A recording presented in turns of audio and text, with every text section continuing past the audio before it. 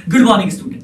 आज हम पढ़ेंगे यूनिवर्सल लॉ ऑफ ग्रेविटेशन के बारे में। क्लियर हो गई बात? भैया पीछे देख रहे हो ना, सोलर सिस्टम बना हुआ है, एक सन है और एक हमारी प्यारी सी अर्थ। तो भैया टाइम को वेस्ट नहीं करते, टॉपिक को शुरू करते हैं।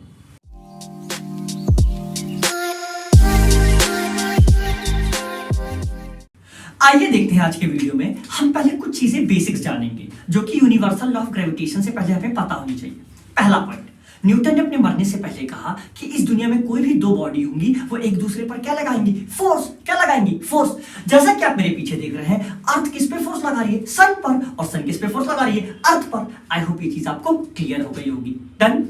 आइए देखते हैं सेकंड एग्जांपल। जैसा कि आप देख रहे हैं भैया, मार्वल की मूवीज तो देखते हैं ना, जब कैप्टन अमेरिका किससे लड़ाई करता है? आयरन मैन से। तो जैसा कि आप पीछे देख रहे हैं, कैप्टन अमेरिका किस पे फोर्स लगा रहा है? आयरन मैन पे। और आयरन मैन किस पे फोर्स लगा रहा है? कैप्टन अमेरिका पर। आइए देखते हैं तीसरा एग्जांपल। तीसरा एग्जांपल आप देख रहे होंगे, टॉम किस पे फोर्स लगा रहा है? जेरी पर। और जेरी किस पे फोर्स लगा रहा है? टॉम पर। और ये देखिए मैं आपके सामने लगा चौथा एग्जांपल, शिनचैन किस पे लगा रहा है? डोरेमोन पे। और डोरेमोन किस पे लगा रहा है? शिनचैन पे। आई होप मेरी बात आप समझ गए होंगे कि मैं आपको क्या बताना चाहता हूं। न्यूटन भी यही हमें बताना चाह रहा था, इस दुनिया में कोई भी दो बॉडी होती है वो एक दूसरे पर क्या लगाती है? फोर्स लगाती है। न्यूटन ने अपने मरने से पहले हमें दो पॉइंट्स बताए। क्या दो पॉइंट्स थे? पहला पॉइंट, जो भी फोर्स लग रही होगी वो डायरेक्टली प्रोपोर्शनल होगी। भैया पीछे देखते जाना, सब कुछ टाइप हो रहा है। क्या है? फिर से बोल रहा हूं मैं कि इस दुनिया में कोई भी फोर्स लगेगी दो बॉडी के बीच में, वो हमेशा डायरेक्टली प्रोपोर्शनल होगी product of its mass. Shubham sir, product मतलब क्या होता है? भैया प्रोडक्ट मतलब मल्टीप्लाई। जैसा कि आप फिगर में देख रहे होंगे, प्रोडक्ट मतलब मल्टीप्लाई। अच्छा सर, अब समझ में आया।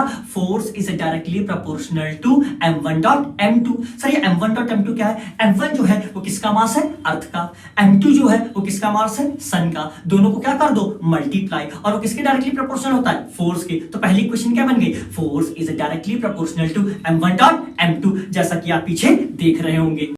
अब न्यूटन ने सेकंड पैरामीटर बताया। जान तो सेकंड पैरामीटर क्या बताया?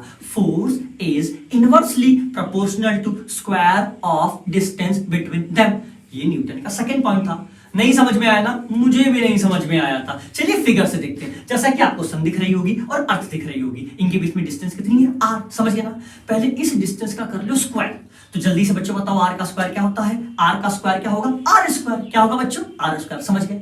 और इनवर्सली प्रोपोर्शनल क्या है? Inversely proportional. एक बात शुभम सर की याद रखना, जब भी कोई चीज इनवर्सली प्रोपोर्शनल होती है डिनोमिनेटर में लिखी जाती है, डायरेक्टली प्रोपोर्शनल होती है न्यूमरेटर में लिखी जाती है। आई होप मेरी बात से आप क्लियर हो गए होंगे। तभी तो देखो आपके सामने क्या लिखा हुआ है? Force is inversely proportional to 1 upon r square. अब समझ में आया, r स्क्वायर आपने डिनोमिनेटर में क्यों लिखा? क्योंकि वो क्या है? इनवर्सली प्रोपोर्शनल है। और पीछे आपने देखा था मैंने m1 डॉट m2 न्यूमरेटर में क्यों लिखा? क्योंकि वो क्या था? डायरेक्टली प्रोपोर्शनल था। तो भैया मेरे पास अब दो इक्वेशन आ गई, जैसा कि आप देख रहे होंगे। Force is directly proportional to m1 dot m2, जो कि हो गई मेरी पहली इक्वेशन। दूसरी इक्वेशन क्या हो गई? Force is inversely proportional to 1 upon r square, जो कि मेरी क्या हो गई? दूसरी, जैसा कि आपको मेरे पीछे दिख रहा होगा।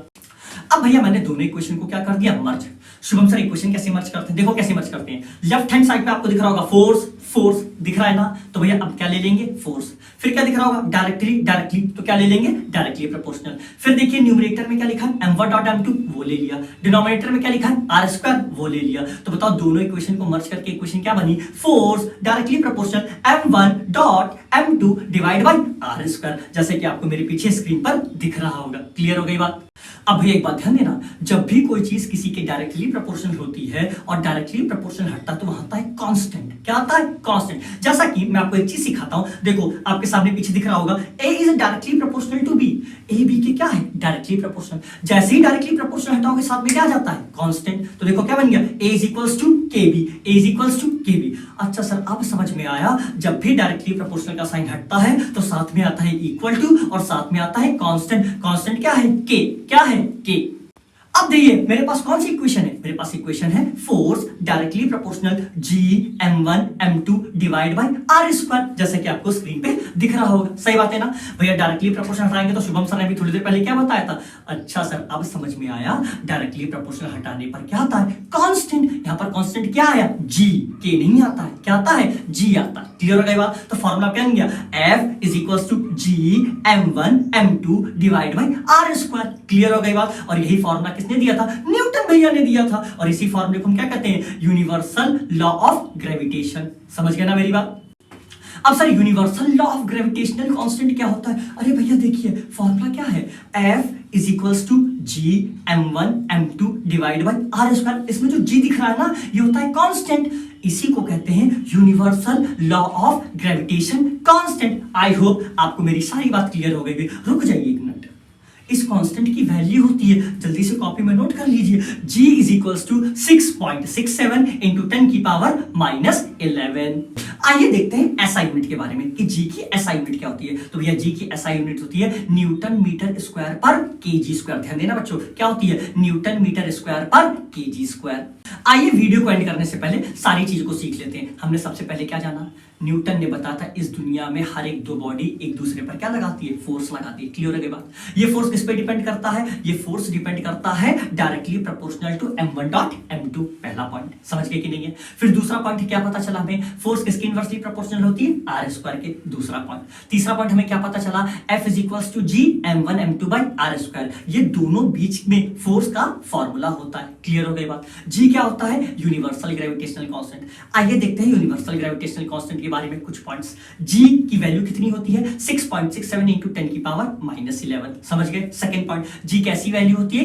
कांस्टेंट वैल्यू होती है। तीसरा पॉइंट, जी को हम क्या भी कहते हैं? फिर से एक बार डिक्टेट कर दे रहा हूं, universal law of gravitational constant. और चौथा point most important, SI unit. SI unit क्या होती है बच्चों? जल्दी से बताओ। न्यूटन मीटर स्क्वायर पर केजी स्क्वायर। एक बार फिर से बोल दो, न्यूटन मीटर स्क्वायर पर केजी स्क्वायर।